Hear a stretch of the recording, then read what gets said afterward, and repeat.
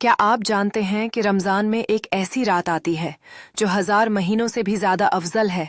اگر اس رات میں عبادت قبول ہو جائے تو گویا 83 سال کی عبادت کا ثواب مل سکتا ہے۔ جی ہاں، بے شک تو معاف کرنے والا ہے اور معاف کرنا پسند کرتا ہے، بس مجھے بھی معاف فرما دے۔ سوچے اگر ہمیں شب قدر نصیب ہو، یہ عظیم رات ہے شب قدر، لیکن سوال یہ ہے کہ شب قدر کی اصل فضیلت کیا ہے اور اس رات ہمیں کیا کرنا چاہیے؟ اللہ تعالیٰ قرآن پاک میں فرماتے ہیں لیلۃ القدر خیر من الف شہر، سورۃ القدر 3 یعنی شب قدر 1000 مہینوں سے بہتر ہے۔ اس رات میں فرشتے اور جبرائیل علیہ السلام زمین پر نازل ہوتے ہیں اور اللہ کی رحمت ہر طرف پھیل جاتی ہے۔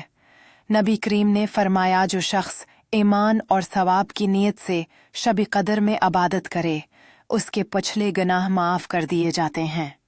بخاری و مسلم اسی رمضان کے آخری عشرے کی طاق راتوں یعنی 33، 25، 37 اور 29 میں شب قدر تلاش کرنے کی تاکید کی گئی ہے۔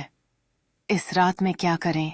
شب قدر میں ہمیں خاص طور پر نفل نماز پڑھنی چاہیے، قرآن پاک کی تلاوت کرنی چاہیے، استغفار اور ذکر کرنا چاہیے، اور زیادہ سے زیادہ یہ دعا پڑھنی چاہیے اللہم انک عفو تحب العفو فاعف عنی، ترجمہ ہے اللہ